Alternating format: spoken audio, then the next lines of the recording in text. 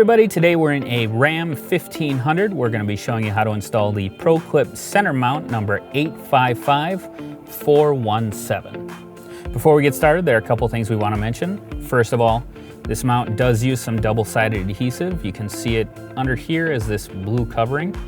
Now you'll want to peel that cover off before you attach the mount to the dash, and that tape is designed so that if you ever have to remove the mount, it won't leave any marks or residue behind. The second thing we want to mention is make sure you install the mount to the dash before you attach anything to this faceplate. So with that, we'll get started. This mount is going to attach in two different places.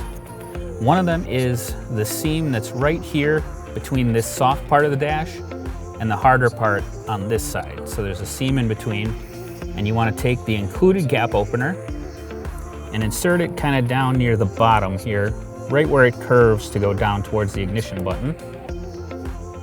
You're just going to insert that so this part opens up.